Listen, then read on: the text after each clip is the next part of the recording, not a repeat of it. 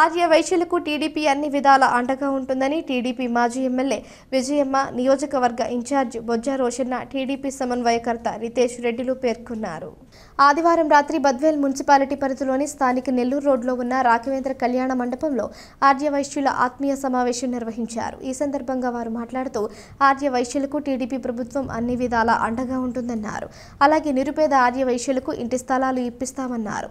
రాబోయే ఎన్నికల్లో టీడీపీని ఆర్య వైశ్యులందరూ అత్యంత మెజారిటీతో గెలిపించాలని వారు పేర్కొన్నారు.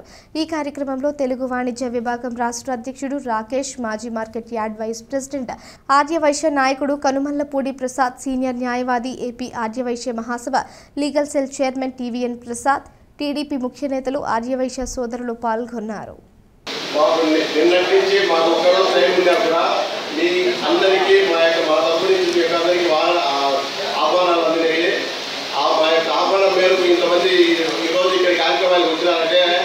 మాకు చాలా సంతోషంగా ఉంది. ఈ యొక్క కార్యక్రమాన్ని మీరందరి సహకారాలతో విజయవంతం చేస్తారని మేము అందరూ కోరుకుంటున్నాము. ఈరోజు ముఖ్యంగా ఇక్కడ మన ఆర్యవైశ్య ఆత్మీయ సమావేశం అనే దానికి ఒక విషయము, సభకు విచ్చేసినటువంటి మన ఆర్యవైశ్య సోదరులందరికీ ఆత్మీయ సమావేశం అని మేము ఎందుకు పెట్టామంటే, వాస్తవంగా ఇప్పుడు ఎలక్షన్ టైంలో 5 ఏళ్ళకు ఒకసారి మన ఆర్యవైశ్యులందరికీ కలిసి ఒక ఆత్మీయ సమావేశం అనేది జరుగుతూ ఉంటుంది. దాని ప్రకారం మేము కూడా ఆర్యవైశ్యుల ఆత్మీయ సమావేశం పెట్టాము. ఈ యొక్క ఉద్దేశం ఏంటంటే, ఎలక్షన్లో ఇక్కడ తెలుగుదేశం పార్టీ అభ్యర్థిగా బొజ్జ రోషన్న గారు పోటీ చేస్తున్నారు. వారికి ఓట్లు వేయమని చెప్పి మేమైతే మిమ్మల్ని అందరినీ అడుగుతాము. ఎందువల్ల అని మేము దాన్ని తెలుగుదేశం పార్టీకి ఎందుకు వేయాలని చెప్పేసి నేను కూడా చెప్తాను, మా పెద్దలందరూ కూడా చెప్తారు. అది తర్వాత మీ వ్యక్తిగతంగా మీ ఇష్టం, మేమేమీ మిమ్మల్ని ప్రభావితం చేసేదేం లేదు. ఈ యొక్క సభ్యులందరికీ కూడా మేము చెప్పేదంటే, తెలుగుదేశం పార్టీకి ఓటు వేసి మేము కోరుకుంటాము. దాని అందరికీ మీ అందరి అభిప్రాయం ప్రకారం మీరు నడుచుకోండి, మాకే అభ్యంతరం లేదు. మేము కూడా చెప్పడం కూడా ఈనాటి సమావేశానికి అధ్యక్షత వహించిన మన ప్రసాద్ గారికి, ముఖ్య అతిథి మరి మాజీ ఎమ్మెల్యే విజయమ్మ గారికి, నుండి రాకేష్ గారికి, యువ నాయకులు గారికి, సమానాలంకరించిన అందరికీ కూడా మరి సమావేశానికి వచ్చిన మరి రాజశేఖర రెడ్డి గారి కుటుంబంతో చాలా సన్నిహితంగా ఉండి ఆయన యొక్క అడుగుజాడలో ఆయనతో కలిసి అనేక జనరల్ ఎలక్షన్ జరిగిన విషయం మీ అందరికీ తెలిసిందే. మరి ఇటువంటి తరుణంలో ఈరోజు నేను టీడీపీ పార్టీకి రావాల్సిన ఆవశ్యకత ఏమిటి, నాకు మరి వైఎస్ఆర్ కుటుంబానికి ఉన్న అనుబంధం, మరి ముఖ్యంగా మన ముఖ్యమంత్రి జగన్మోహన్ రెడ్డి గారితో కూడా నాకు మంచి సంబంధాలు ఉన్నాయి. ఆ విషయం మీ అందరికీ తెలిసిందే. అయినప్పటికీ కూడా మరి ఈరోజు నేను తెలుగుదేశం పార్టీకి రావాల్సిన ఆవశ్యకత ఏర్పడింది. ఎందుకు వచ్చింది? ఒక పవిత్రమైన ఆశయ సాధన కోసం ఈ తెలుగుదేశం పార్టీకి నేను వచ్చిన, అంతే తప్ప ఇంకా ఏదో ఆశించి కానీ పదవుల కోసం కానీ ఈ పార్టీకి నేను రాలేదని మీకు సభాముఖంగా తెలియజేస్తున్నాను. నా మీద కొన్ని అవాకులు చవాకులు పేరుస్తున్నారు. ఆయనకేదో ఇక్కడ గౌరవం ఇవ్వలేదు, మరి పార్టీ పదవులు ఇవ్వలేదని ఆయన అడిగి మరి తెలుగుదేశం పార్టీకి పోయినారు అని అంటున్నారు. అది సర్వాబద్ధం. నేనే ఇంకా పార్టీ పదవులు కావాలనుకుంటే 88 నుంచి కాంగ్రెస్ పార్టీలో ఉన్నా, కాంగ్రెస్ పార్టీ అధికారంలో ఉన్నప్పుడు కూడా నేను ఏ పదవి కావాలంటే, ఏ చైర్మన్ పదవి కావాలంటే ఆ పదవి పొంది ఉండేవాడి. కానీ పదవి కోసం ఏ రోజు నేను ఆరాట పడలే. కాకపోతే ప్రతి ఒక్కటి కూడా నా చేతుల మీదగానే జరుగుతూ వచ్చింది కాబట్టి ఆ గౌరవ మర్యాదతోనే నేను ఇంతకాలం కాంగ్రెస్ పార్టీలోనే కొనసాగిన. 2004లో రాజశేఖర రెడ్డి గారికి నాకు టికెట్ విషయంలో భేదాభిప్రాయాలు వచ్చి మేము తెలుగుదేశం పార్టీలో జాయిన్ అయ్యాము. అప్పుడు విజయమ్మ గారికి మేము సపోర్ట్ చేయడము జరిగింది. ఆ ఎలక్షన్ ఎట్లా జరిగినాయో అది అందరికీ తెలిసింది. ఇప్పుడు అది అవసరం కూడా లేదు. ఆవశ్యకత ఏమిటని గత 5 సంవత్సరాల కాల పరిధిలో ఈ రాష్ట్రం ఏ విధంగా మారింది? ఒక రాక్షస పాలన మనం చూసినాం. ఎక్కడ చూసినా భూ కబ్జాలు, మనకు వాక్ స్వాతంత్రం లేదు. ప్రతిపక్షాల పాత్ర ఏమిటి? ఎప్పుడైనా కానీ పాలక వర్గము ఏదైనా ఒక విషయం మీద మాట్లాడినా, నిర్ణయం తీసుకున్నా దాన్ని ప్రశ్నించే అధికారం ప్రతిపక్షాలకు ఉంది. అంటే ఏంటి అంటే, పంట పొలానికి అక్రమం పెట్టుకున్నాడు, పాస్బుక్ మీద అక్రమం వేసుకున్నాడు. ఇప్పుడు నేను మీ బిడ్డ అంటున్నాడు. రేపో బాబు అధికారంలోకి వచ్చాక మీ అందరి దగ్గరకు వచ్చి ఆస్తులు నాకు వాతావరణం చెప్పిన ఆశ్చర్యపోవాల్సిన అవసరం లేదు.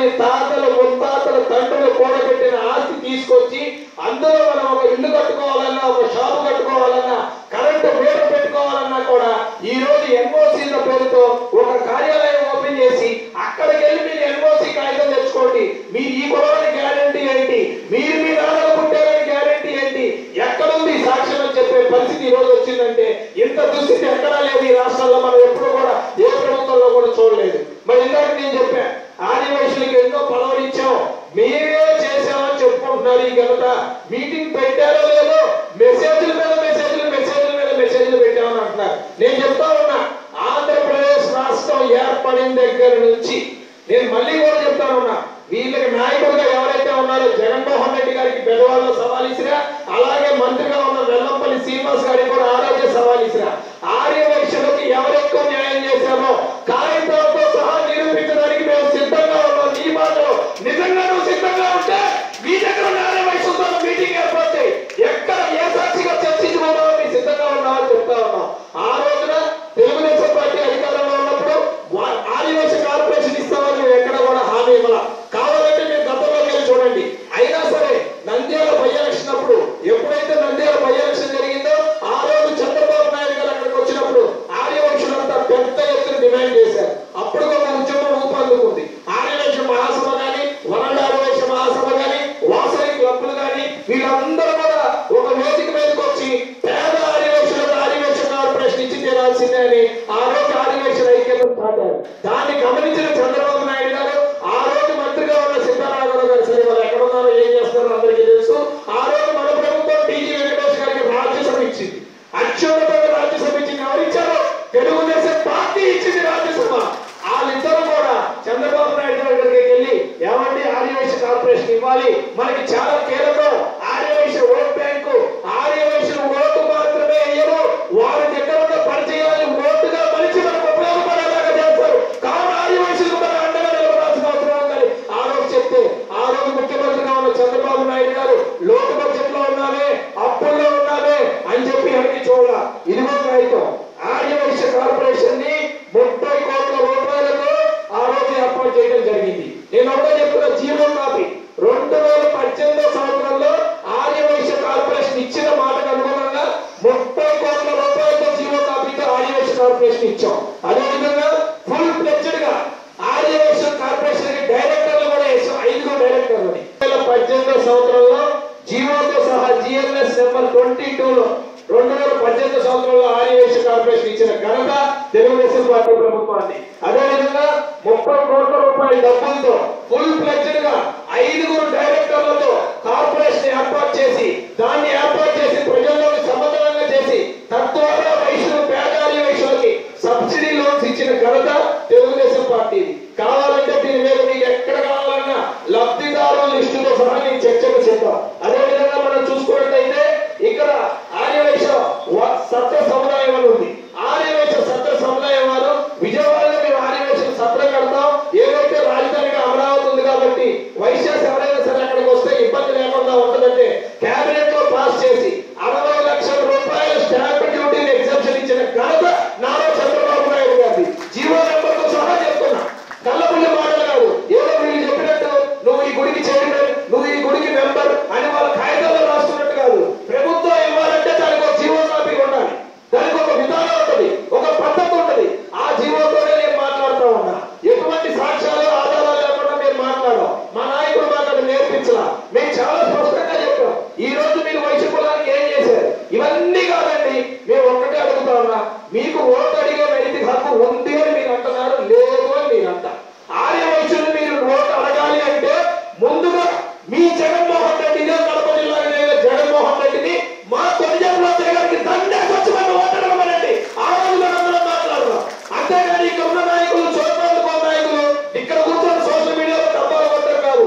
కొనిజం రోసయ్య గారు ఆంధ్రప్రదేశ్ రాష్ట్ర ముఖ్యమంత్రిగా పనిచేశారు, రాష్ట్ర గవర్నర్ గా పనిచేశారు. ఆయన కూడా విలువేంటో తెలుసా? ఒక చిన్న అంశంలో చెప్తారు. రోసయ్య గారు స్వయంగా చెప్పారు, మేము ఆయన దగ్గర కూర్చున్నప్పుడు. చంద్రబాబు నాయుడు గారు ముఖ్యమంత్రిగా ఉన్నప్పుడు తిరుపతిలో అన్నసత్రం కడుతున్న వాసవి సత్ర సముదాయం చిన్న టెక్నికల్ జీవోలో ప్రాబ్లం ఉందన్నా మీరు సహకరించాలని చెప్పి రోసయ్య గారు స్వయంగా చంద్రబాబు నాయుడు గారి దగ్గరికి వెళ్తే, ఇప్పుడు సంగతి కాదు, గతం సంగతి అని చెప్పింది. ఈవెన్ కాంగ్రెస్ పార్టీలో ఉన్న రోసయ్య గారు చంద్రబాబు నాయుడు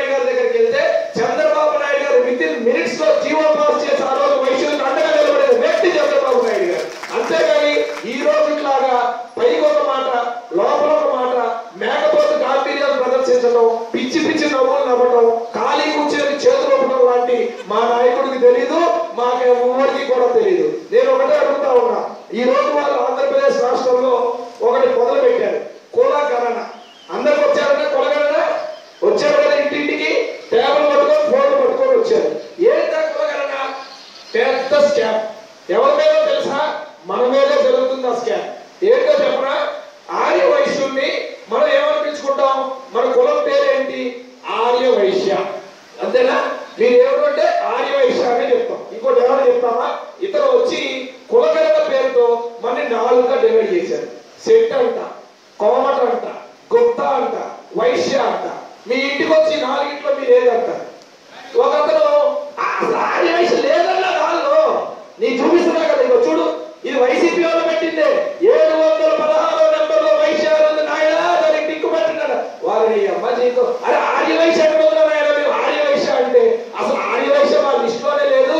ఆర్య వైశ్య ఉంటే అసలు ఆంధ్రప్రదేశ్ సంబంధమే లేదని చెప్పిన ఘనత ఈ జగన్మోహన్ రెడ్డిది. మరి ఏం చేస్తాం? మన కులాన్ని పక్కన పడేసిన వ్యక్తిని మనం గౌరవిద్దాం అంటే చెప్పండి, ఖచ్చితంగా నేను మీ అందరితో సోలుగా వస్తా. ఆంధ్రప్రదేశ్ రాష్ట్ర ముఖ్యమంత్రిగా ఉన్నా, గవర్నర్ గా పనిచేసిన ప్రోటోకాల్ ఉంటుంది. ఏ పార్టీ వ్యక్తి అయినా సరే ఒక ముఖ్యమంత్రిగా చేసిన మాజీ ముఖ్యమంత్రి చనిపోతే శాసనసభలో తీర్మానం పాస్ చేయాలా, స్వయంగా ముఖ్యమంత్రి పాస్ చేయాలా. కానీ ఆంధ్రప్రదేశ్ లో చేశారని చెప్పి ఈరోజు చెప్పాలండి, నేను ఒప్పుకుంటా. ముందు గ్రూప్ లో పెట్టండి ఆ విషయం. మీరు రోసయ్య గారికి సంతాప తీర్మానం పాస్ చేశారా? ఇవ్వాటి కూడా, ఈ రోజు కూడా 10వ తారీఖు ఇవ్వాలా, ఇవ్వాటి కూడా నేను చెప్తా ఉన్నా. రోసయ్య గారి ఫోటోకి దండేసిన ఫోటో ఒక్కటి బయట పెట్టండి సార్. మీ జగన్మోహన్ రెడ్డి దండేసిన ఫోటో ఒక్కటి బయట పెట్టండి, ఒక్కటి. మరి ఎవరయ్యా రోసయ్య గారు? మీ నాన్నకు అత్యంత ఆప్తుడయ్యా, మాట్లాడు. మీ నాన్నకు అత్యంత ఆప్తుడు వైఎస్ రాజశేఖర రెడ్డి గారు, ఆత్మగా చెప్పుకున్న అత్యంత ఆప్తుడు. ఎన్నో బడ్జెట్లు పెట్టి అప్పులు అవ్వకుండా రాష్ట్రాన్ని కాపాడి ప్రతి అంశంలో కూడా ఎన్నో క్లిష్ట పరిస్థితుల్లో ఆ రోజు రాజశేఖర రెడ్డి గారికి అండగా ఉన్న రోసయ్య గారినే నువ్వు పక్కన పెట్టావే. నిన్ను మీరే నమ్మాలి, నాకు అర్థం కావట్లా. దీనికి సమాధానం చెప్పి మీరు రండి బయటికి. మీరు ఒక్క మాట సమాధానం చెప్పండి, నేను ఒప్పుకుంటా. ఎవరున్నారు ఈ రోజు రాష్ట్రంలో ఆర్య వైశ్యుల మీద 119 చోట్ల దాడులు జరిగినాయి. ప్రతి చోట ఫోటోలు వీడియోలు పెట్టి మాట్లాడుతూ ఉన్నా. 13 మంది ఆర్య వైశ్యులు ఊచకోత కోసారు, నడి రోడ్డు మీద చంపారు. వ్యాపారస్తుల విషయానికి వస్తే అసలు లెక్క పెట్టాల్సిన అవసరం లా.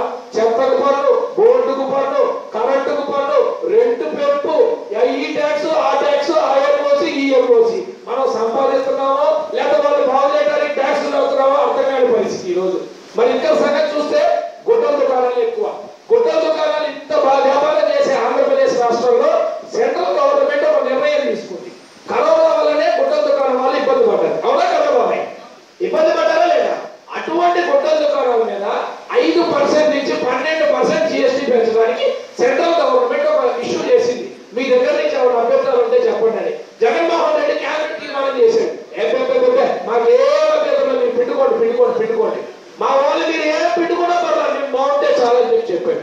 కానీ ఆ రోజు చీరాల్లో బట్టలనే గుడ్డల దుకాణం వాళ్ళు బట్టలు లేకుండా రోడ్డు మీద కూర్చొని పోరాడారు. వీళ్ళందరినీ ఎత్తుకొని లోకేష్ గారి దగ్గర తీసుకెళ్లారు. అది చాలా తప్పు. దీన్ని మనం ఒప్పుకో.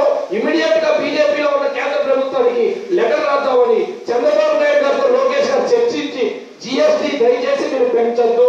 ఒకవేళ మీరు GST కనుక పెంచితే రేపొద్దున మా ప్రభుత్వం వచ్చాక ఏదైతే ఇన్పుట్ కింద రాష్ట్ర GST ఉందో దాన్ని ఎవరైతే కట్టారో వారికి మేము వెనక్కిచ్చేస్తామని చెప్పి అనౌన్స్ చేసిన ఘనత చంద్రబాబు నాయుడు గారిది, లోకేష్ గారిది. ఇవన్నీ కూడా జరిగినాయి.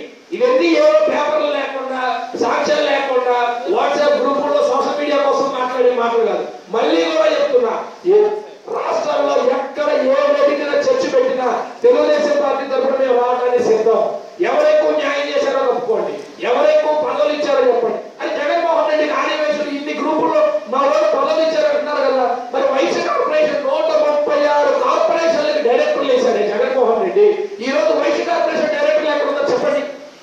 వైశ్య కార్పొరేషన్ కి డైరెక్టర్లు వేశారా? ఎందుకు వేయలేదు వైశ్య కార్పొరేషన్ కి డైరెక్టర్లు? 2 లక్షల జనాభా ఉన్న చిన్న చిన్న కులాలకు కూడా చైర్మన్లు డైరెక్టర్లు వేశారే. మరి అటువంటిది వైశ్య కార్పొరేషన్ కి ఇంత పెద్ద కులం దాదాపు 8 నుంచి 10% ఉన్న ఆర్య వైశ్య కార్పొరేషన్ కి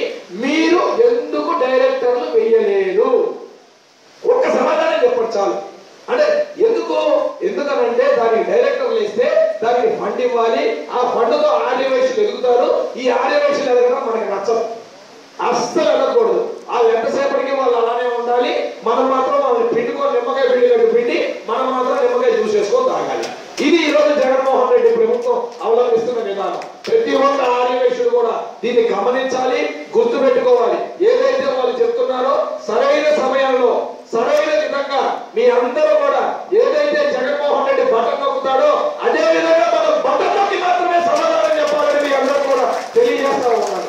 మనం అక్కడ చూస్తున్నాం విజయవాడ వాస్తవ్యుడిని ఎన్నో రకాలుగా అక్కడ ఒక మంత్రి ఉన్నాడు, మాజీ మంత్రి అయిపోయాడు అనుకోండి, అతను ఆదివేశం తరఫున మంత్రి కోటాలో అతనికి ఇచ్చారు. చాలా మంది నన్ను అన్నారు, మనోళ్ళు కూడా అడిగారు ఇక్కడి నుంచి కూడా, అతను మన ఆదివేశుడే కదా, ఎందుకన్నా మీరు గొడవలు పడతాం, మీ ఇద్దరు గొడవ పడితే విజయవాడలో మనకు బలం తగ్గిద్దాం. నేను ఒకటే చెప్పా, అతను ఆదివేశుడిగా ఉన్నప్పుడు ఇన్ని దారుణాలు జరిగితే ఎందుకు మాట్లాడలేదు? ఈ రోజుకైనా సరే రోసయ్య గారు నా కుటుంబం చెప్పుకొని తిరిగే వ్యక్తులు ఉన్నారు కదా, మరి అటువంటి రోసయ్య గారి ఫోటోకి దండయించలేని వాడికి పదవి ఉంటే అంత పోతే అంత నేను ఒకటే మాట్లాడుతూ ఉన్నా. రోసయ్య గారిని గౌరవిస్తే మనకి ఇచ్చినట్టు, కులానికి గౌరవిస్తే మనకి గుర్తించినట్టు. ఏమీ లేకుండా ఊరికే సోషల్ మీడియాలో ఫేస్బుక్ లో మాట్లాడితే ఏం జరిగింది? అంతర్మించి ఏం జరగదు. మేము రితీష్ అన్నను చూసాం, లోకేష్ అన్నతో పాదయాత్రలో 11 నెలలు లోకేష్ అన్న టీం సభ్యుడిగా అడ్వాన్స్ టీం సభ్యుడిగా పనిచేశాం. రితీష్ అన్న ఈ ప్రాంతం అంతా కూడా మాతో నడిచాడు. నేను ఆదివేశుడిని అడిగి అతనే ఈ నియోజకవర్గంలో మా వాళ్ళు ఉన్నారు, నేను పిలిపిస్తా ఉన్నా, మీ వాళ్ళకి తెలియాలి, నువ్వు కలవాలని చెప్పి కల్పించిన ఘనత రితీష్ అన్న. అంతేకాదు ఈ ప్రాంతంలో నీకు ఏ అవసరం ఉన్నా సరే ఎప్పుడు ఏ అవసరం ఉన్నా నాకు చెప్తామని చెప్పాడు. మేము నెల్లూరులో వ్యాపారస్తులు సమావేశం పెడితే అది తెలుసుకోని రితీష్ అనే నాకు ఫోన్ చేశాడు. మా ఆనంద్ వీళ్ళ మామయ్య గారు కాన్స్టిట్యూన్సీ ఆత్మకూరు, అక్కడ ఉన్నారు వైశ్యాసు, నేనే మాట్లాడతాను రా అని చెప్పి నడుస్తూ ఉంటే నా చేయి పట్టుకొని వాళ్ళ మామయ్య గారి దగ్గర తీసుకెళ్లి, ఏమంటే ఇక్కడ డూండి రాకేష్ వీళ్ళు రేపు మీటింగ్ పెట్టుకున్నారు వైశ్యాసి, మీ నియోజకవర్గం నుంచి కూడా కొంతమందిని వీళ్ళకి పరిచయం చేయాలని చెప్పి ఆ రోజు దగ్గర నుండి కారు దింపించి మాకు వైశ్యాస్కి ఫోన్ చేసి అక్కడి నుంచి మీటింగ్ పిలిపించి మీటింగ్ సక్సెస్ అవడంలో కూడా కీలకమైన పాత్ర పోషించాడు రితీష్ అన్న. మరి చాలా అక్కడికి వెళ్ళాము, ఆయన జిల్లా కాదు, ఆయన కమ్యూనిటీ కాదు, అయినా ఏం లాభం? ఎందుకనంటే ఒక యువకుడుగా నేను ఎదుగుతూ ఉంటే నాకు తోడుండాలని నా తాపత్రయం. కష్టపడే వారికి తోడుంటాడు. మీ అందరూ కూడా కొండనే చేసుకోండి. ఈ రోజు రాష్ట్రంలో సంగతి పక్కన పెడదాం, జిల్లా సంగతి పక్కన పెడదాం.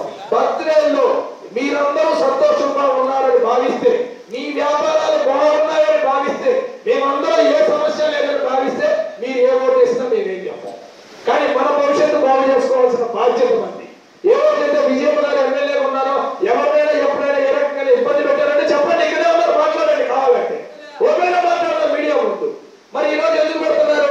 ఇక్కడ రితీష్ తట్టుకోవడానికి ఒక్కరు కాదు, ఇద్దరు కాదు, 4 ఇన్ఛార్జీలు పెట్టారు ఇక్కడ, అయినా తట్టుకోలేకపోతుంది పరిస్థితి. ఇక్కడ వదులుతున్నారు.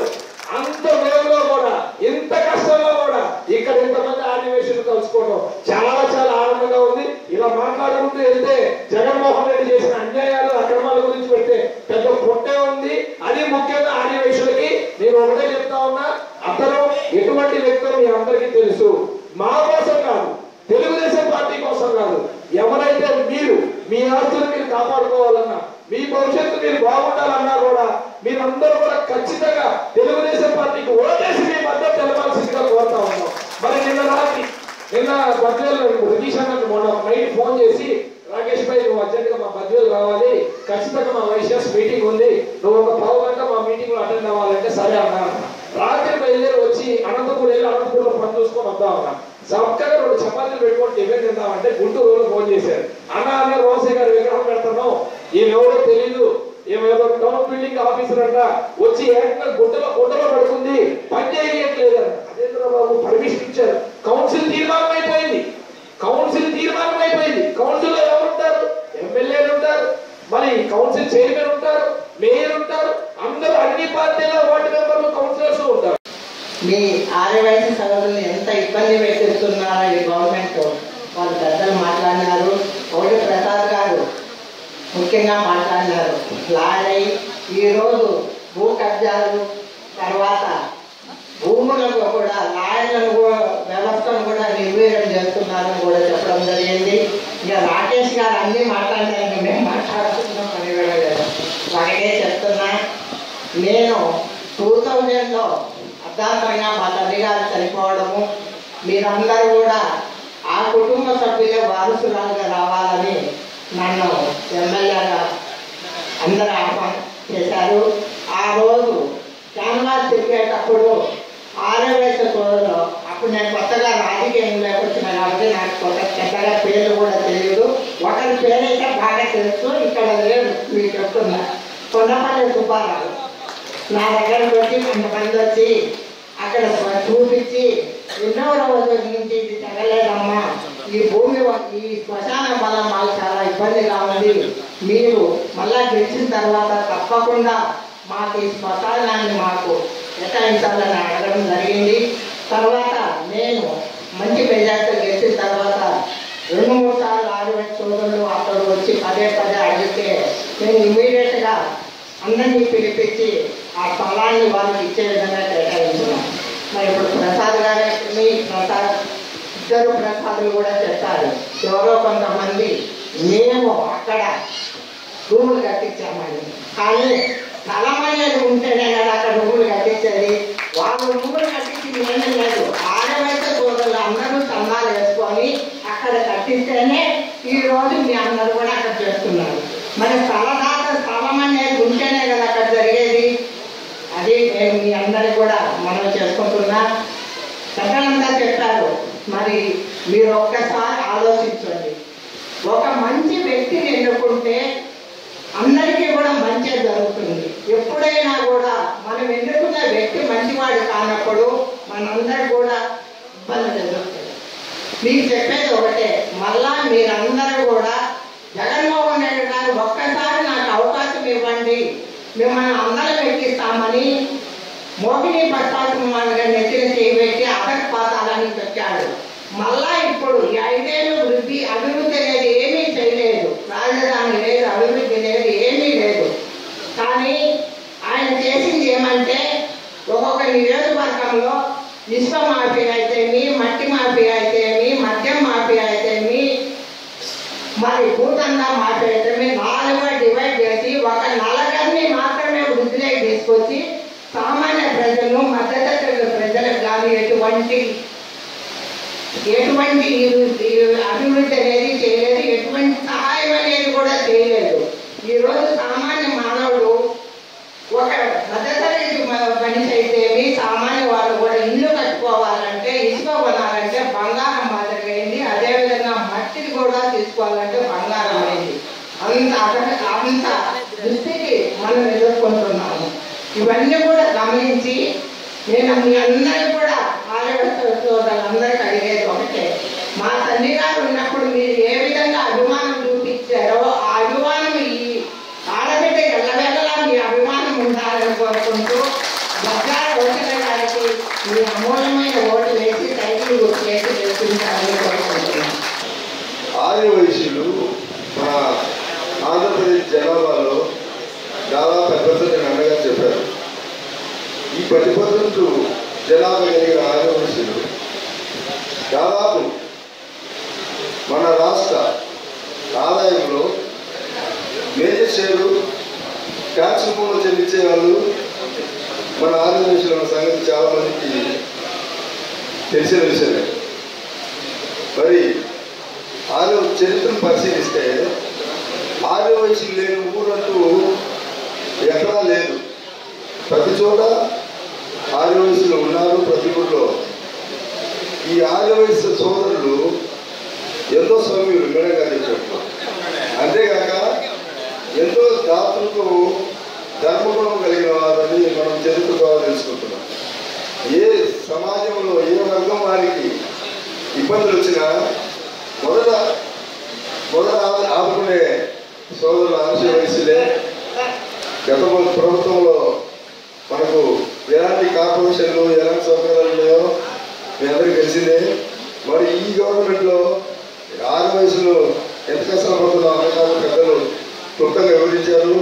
సమయాభావం వల్ల ఎక్కువ చెప్పలేకపోతున్నాము. కాబట్టి మీరందరూ మన ఆదివాసీల్లో ప్రముఖుడు రోసయ్య గారు మహానుభావుడు. అంతటి మహానుభావుడు మళ్ళా మీలోని రాజకీయంగా రావాలని కోరుకుంటున్నాను. ఇంకోటి ఏంటంటే అతని మహానుభావుడి పేరు నాకు పెట్టడం నా జీవిత ధన్యమని నేను ధన్యులని సమావేశంగా చేసుకుంటూ మీరందరూ సహాయం చేసి రాబోయే ఎలక్షన్లో మేడం గారి ఆశీస్సులతో మరి నితీశన్న గారి ప్రోత్సాహంతో తెలుగుదేశం అభ్యర్థిగా మీ ముందు నిలబడినాను. మీరందరూ సహాయం చేసి తెలుగుదేశానికి సైకిల్ గుర్తు ఓటేసి అత్యధిక మెజార్టీతో మమ్మల్ని గెలిపిస్తారని మిమ్మల్ని తల వచ్చి చదువుకొచ్చి నమస్కరిస్తూ సమాజంలో అవకాశం ఇచ్చిన ప్రజలందరికీ ఒక ముఖ్యమైన విషయం ఏంటంటే మీరు చాలా సౌమ్యులు, గుర్తింపు గౌరవం కోసం ఉంటారు. ఎందుకంటే నిన్న వీధిలో నడుస్తుంటే ప్రతి ఇంటికన్నా సగౌరవంగా చెప్తాను, ప్రతి ఇంట్లో ఇంటికి పిలిచి శాలువా కప్పి దండేసిన ప్రతి కుటుంబం నా గుండెల్లో పెట్టుకొని గుర్తుపెట్టుకుంటారు. ఎందుకంటే ఇది చెప్పాల్సిన అవసరం. ఎందుకంటే ప్రతి ఒక్కరు ఎంత అభిమానంతో నన్ను పిలిచారంటే వాళ్ళు అన్న కూర్చో అన్న నడుస్తున్నాను.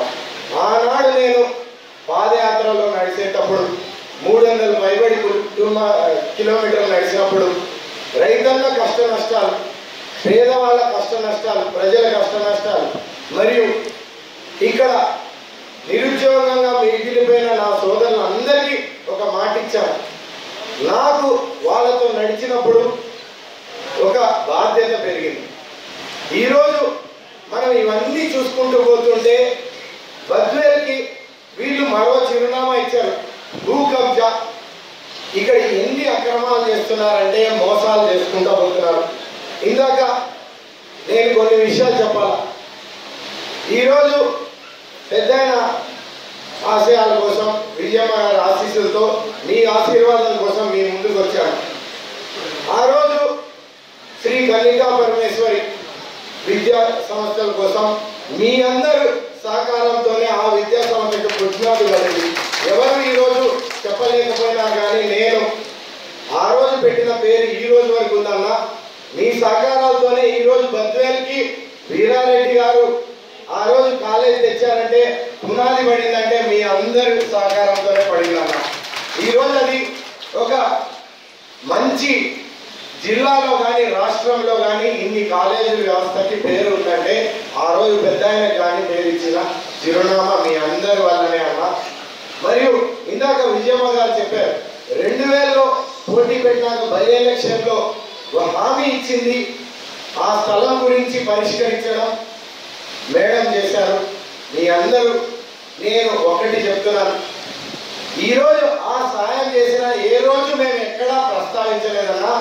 ఈరోజు వీళ్ళు అదే పదే ఈ స్థలం ఇచ్చి షాపులు కట్టారని ఆ సాయాన్ని కూడా విలువ కడుతున్నారన్నా. దయచేసి మీరు అందరూ గమనించాల్సిన విషయం ఉంది. విలువ కట్టినవాడు ఈరోజు నాయకుడా మీ అందరికి చెప్తున్నా. ఎందుకంటే అభిమానంతో కానీ ఆత్మీయంతో కానీ మీలో ఈ ఆత్మీయ సమావేశానికి మమ్మల్ని మీ ఆప్తులు అనుకోవడమే మాకు వెలగట్టడం అనేది కాదు. మేము ఎల్లప్పుడూ ఇది గుర్తుపెట్టుకుంటామన్నా మీ అందరూ పిలిపించిన దానికి. ఎందుకంటే ఇంత తక్కువ సమయంలో మీరు మమ్మల్ని పిలుచుకోవడం అనేది ఆనందమైనది. అందుకు మీ అందరినీ పేరు పేరుగా అభినందిస్తున్నానన్నా. తర్వాత 2 ముక్కల్లో ఈరోజు బద్వేల్ తాలూకాకి మీరు గుర్తుపెట్టుకోవాల్సింది ఒకటి ఉంది.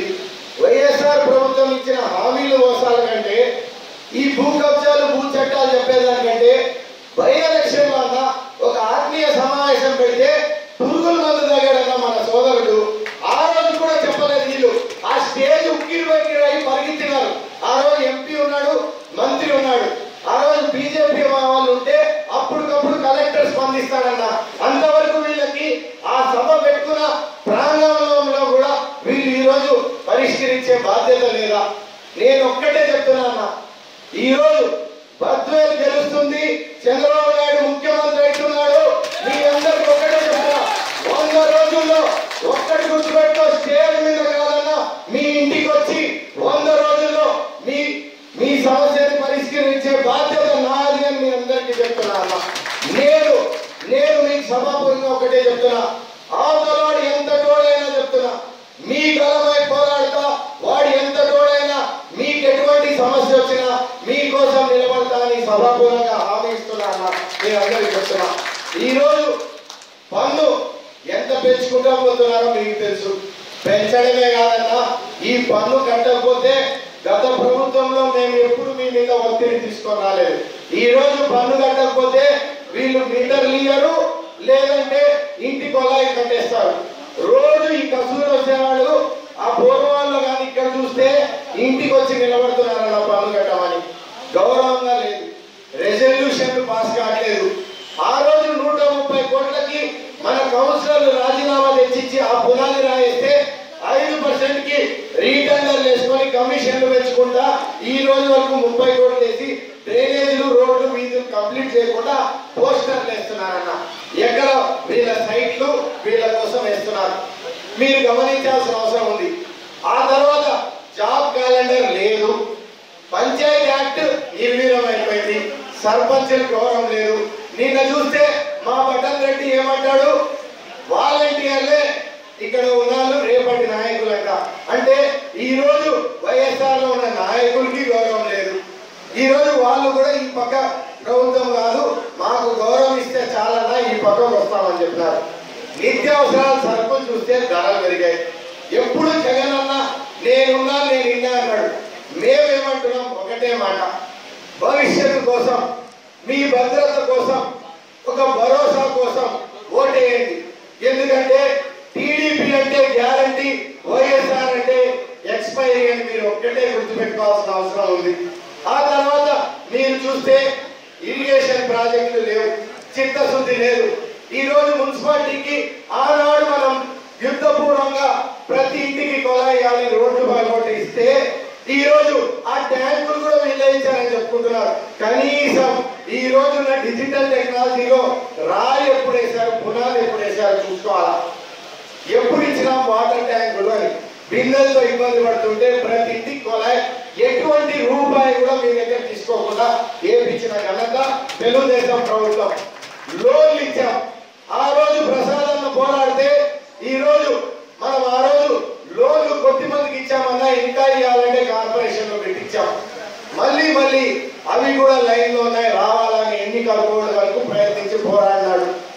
ఈ రోజు పథకాలు అందరికి వస్తాయన్న, ఈ చేత్తో ఇచ్చి ఈ చేత్తో లాక్కోవడం తప్ప మీకు ఏదైనా కనిపిస్తుందా? దయచేసి గమనించండి. ఎందుకంటే ఈ రోజు కండువా వేసుకొని సగారంగా నేను ఎవరిని అడగట్లేదన్నా. మీ ఓటు మీరు ఆలోచించేయండి. నేను ఒకటే ప్రశ్నిస్తున్నా, ఈ సభగా ముగిస్తున్నా, మిమ్మల్ని ఒకటి ప్రశ్నిస్తున్నా అన్న, దేనికి సిద్ధం అన్నా? మీరు దేనికి సిద్ధం? కబ్జాగా అన్న చెప్పినట్టు 30 సెంట్లు పోతుంది, మీ అన్ని భూములు పోతాయి. డీకేటీలు ఆన్లైన్ మార్చేస్తారు, యంత్రాంగం ఎట్లా పడితే అట్లా చేస్తుంది.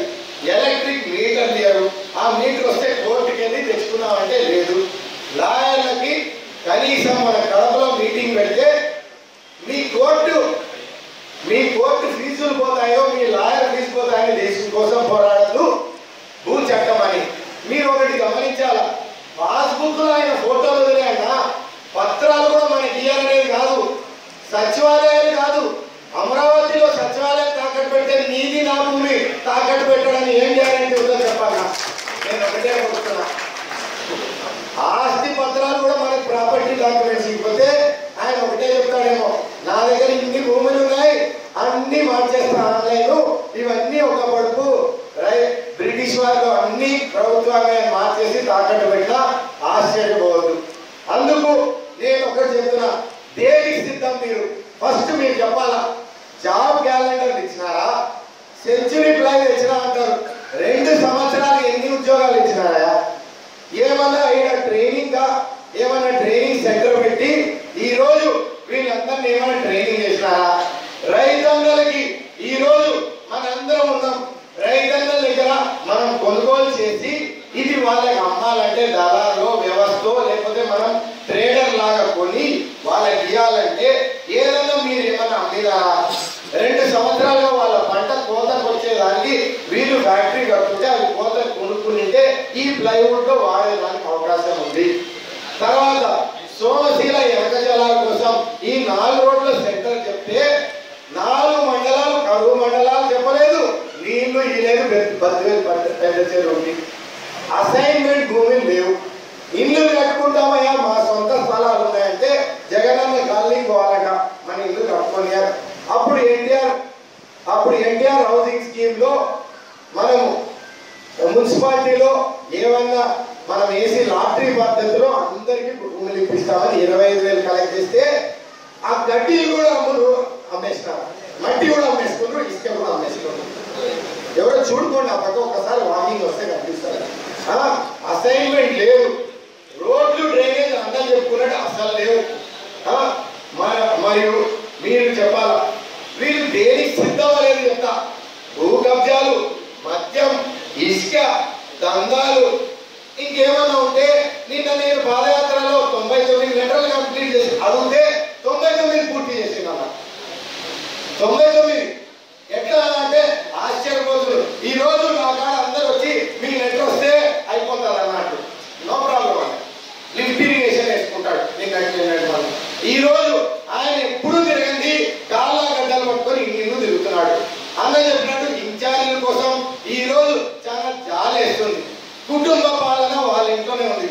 మా దగ్గర కుటుంబం ఉన్న అందరు కుటుంబ సభ్యులాగా ఏనాడు పదవి కోసం ఆశించకుండా అందరూ బాగుండాలా, బద్వేలు బాగుండాలా అని చెప్తే ఈ రోజు ఇన్ఛార్జీల కోసం లేదంటే చైర్మన్ పదవుల కోసం కొట్లాడుకొని ప్రజల పట్ల, రైతన్నల పట్ల ఎటువంటి చిత్తశుద్ధి లేదు.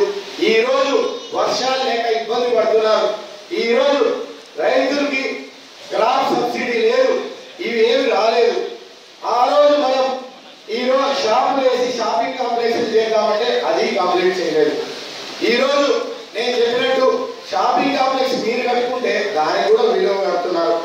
నేను అందుకే ఒకటే చెప్తా, పెద్ద లాగా అమ్మలాగా మీ అందరికి ఒక హామీ ఇస్తున్నా.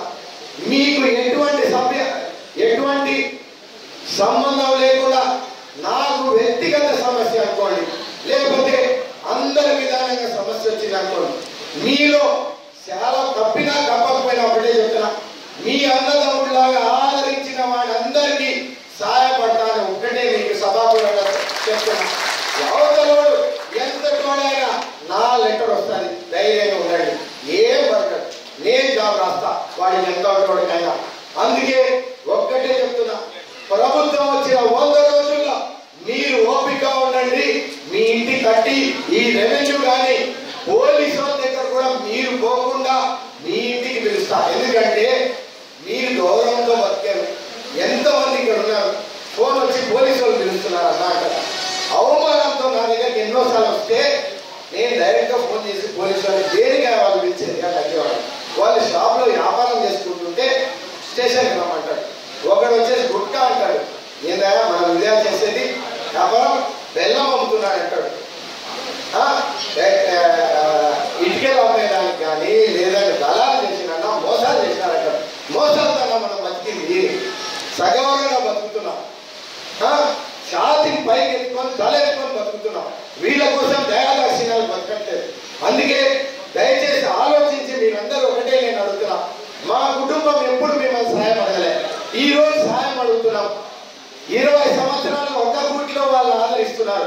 ఎంపీ, ఎమ్మెల్యే, సీఎం అన్ని వాళ్ళ ఇంట్లో ఉన్నాయి. వాళ్ళు ఏం చేసినారో మనం కూడా ఆత్మ పరీక్ష చేసుకున్నాం. మా ఆత్మ గౌరవం కోసం ఈ రోజు నిలబెట్టిన అభ్యర్థి ఉన్నాడు బొజ్జారోసన్న గారికి. దయచేసి నేను ఒకటే చెప్తున్నా, మీ భద్రత కోసం, మీ భవిష్యత్తు కోసం మీకు భరోసాగా మేము నిలబడతానని మీరు నమ్మితే మీరు ఓటేయండి. సైకిల్ గుర్తుకి మాకు ఓటేయండి, మమ్మల్ని ఆశీర్వదించండి. అందుకే నేను మీకు అన్ని లేదా ఈ రోజు నా యంత్రాంగం కానీ నా కోసం అభిమానంగా కార్యకర్తలు, నాయకులు కానీ, సోదరులు కానీ, యువకులు కానీ, ఎంతమందో ఆరాధించిన అక్క చెల్లెలు కానీ, ఈరోజు అవ్వతాతలు కానీ పనిచేస్తున్నారు. సైన్యం లాగా కష్టపడుతున్నాం అందరూ. వీళ్ళందరి కష్టం గుర్తుపెట్టుకోవాలి. మీ ఒమ్ము చేయను. మీకందరికి నేను ఎల్లప్పుడూ ఉంటానని మీ అందరికి మాటిస్తున్నాను. అందుకే నా కాలేజ్ ఎందుకు ఇచ్చినా పర్వాలేదు, లాక్కోవాలని చూసినారు పర్వాలేదు, నీ ప్రిన్సిపాల్ కోసం వస్తే చాలు. ఇది ఒక్కటే చెప్తాను. అందుకే ఒక్కటి చెప్పినా, నా కాలేజ్ పైన మీరు లాక్కున్నారు, ఏడు కాలేజ్ లాక్కున్నా ఆ పేరు కంటే నేను ఒప్పుకోనని చెప్పాను. మార్చేదాన్ని వాళ్ళు కాలేజీలు ప్రభుత్వంలో విలీనం చేస్తారంటే ఆ పేరు పెట్టుకోండి, బిల్డింగ్స్ మావే, మేము ఇక వచ్చింది రెంట్ లేకుండా. అందుకే ఒక్కటే చెప్తున్నా, జై